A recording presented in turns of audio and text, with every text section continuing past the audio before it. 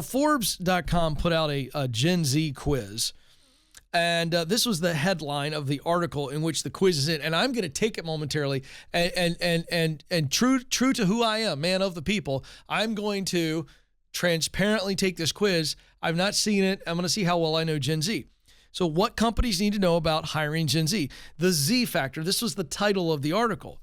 So this is the youngest generation. So the generation now underneath millennials who are in the workforce. How well do you know your Zs? I'm going to take the quiz and see what I can learn. Now, this is about the Gen Z worker and their work needs and work preferences. So, Nathan, let's start it. He's going to throw it up there. I'll read the question and select, and Nathan will do the selecting. What do Gen Zs consider the worst part of starting a new job? Is it commuting to work, earning less than expected, job stress, or lack of work-life balance?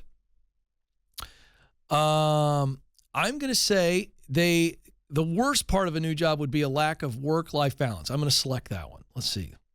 There it is. Look, boy, we are quite the team, Nathan. Are there only 3 questions? Oh, this isn't a quiz. This is like a sampler. This is like the TGI Friday sampler. You know, give me 3 mozzarella sticks and 3 potato skins and 3 wings. I don't want that. I want the whole enchilada. Okay. Now, the reason I'm stalling is because I'm realizing with 3 questions, this is like that 3-question quiz where you get it, you take it home and you go, Mom, I got a 33 on the quiz. Well, it was 3 questions. All right, next question. Sorry. Gen Zs love technology, but also crave lots of communication and feedback from managers. That's true. What's their preferred way to get it? Texts and messaging platforms like IM and Slack, phone calls, face-to-face meetings. Boy, I got to tell you, I want to be puffed up and arrogant about how well I know this answer, but I'm afraid of that. I'm going to say, I'm going to try to tamp down my confidence, and I believe it's number 1, text and messaging platforms. I'm going to select that. I'll be shocked if that's not it, but I need to learn. Number 3, Gen Zs are new to the workplace, but they're eager to learn. Which of the following is not a top 3 skill they expect to learn from older colleagues? Work habits for success, work ethic, new career skills, demystify organizational procedures. This is a mouthful. I got to read it again, folks. I'm not a good test taker, so you're getting to see this live. I'm not a good test taker. So now, boy, this is a little bit more than I wanted to share. I struggle. Okay, I got to really break the question down. Which of the following is not a skill that they expect to learn? So do they expect to learn work habits for success? I think so. Do they expect to learn work ethic, new career skills? I'm going to say that the answer is I'm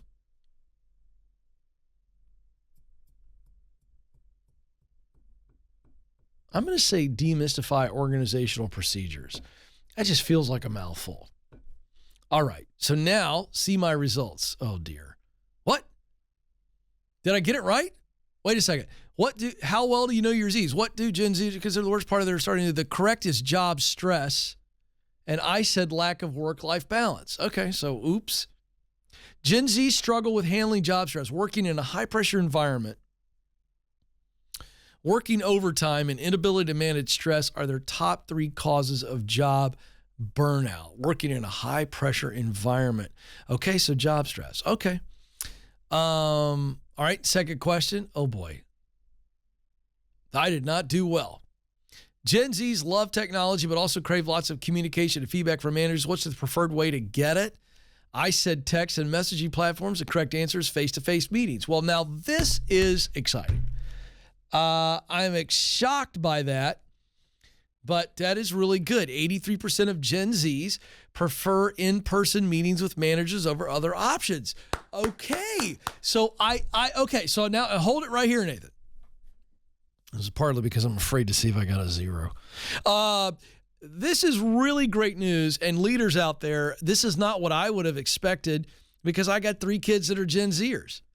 And they're always on their devices. I'm just harping on them. I put screen time on them to tell them when they got to get off.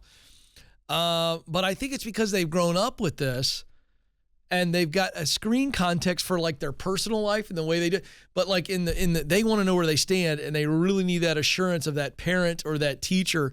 That's really interesting. This is a good sign. All right, number 3. Did I make it? Oh my gosh, I got a 0. I got a 0. Did you get a 0, Alex? Gen Zs are new to the workplace, but they're eager to learn. Which of the following is not a top 3 skill? This was a slightly confusing question, if I might make an excuse here, because I'm just feeling terribly about this. The answer is work ethic. I guess they don't expect to learn that from older colleagues.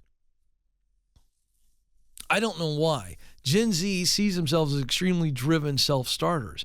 Even though work ethic didn't make the top 3, 41% of Gen Z still want to improve on this skill from older workers. So that's interesting. And let me tell you what this means. This is a great opportunity for leaders. Listen to me. You need to create a mentor-mentee relationship with Gen Zs when you hire them. Find a millennial or a Gen Xer like me, some old geezer, right? And pair them up. One of the things that I find to be so wildly overused is the mentor-mentee relationship. And it doesn't have to be the old man on top of the mountain that people climb to see. But my daughter goes to a private school in this area, and they have connected Josie as a 7th grader with a junior or a senior. And I think she's got a junior girl and is her mentor, and they have lunch once a week. And the older student's job is just to check in on Josie. How you doing? And based on that result right there, leaders, you would do well when you hire Gen Z. Don't make it like you have to do this or you need this, but make it available to them. And I think you might be shocked at how well that might work. Wow. Well, I told you, Alex, that I was not a good test taker. I never have been, and I never will be. But this is great. Here's why we did that. Leaders, you need to be in tune to what they want. You do. And by the way, that goes for your millennials, your Gen Xers, your boomers if you're leading boomers. What makes these people tick? Why wouldn't you want that as a leader? To meet their human needs.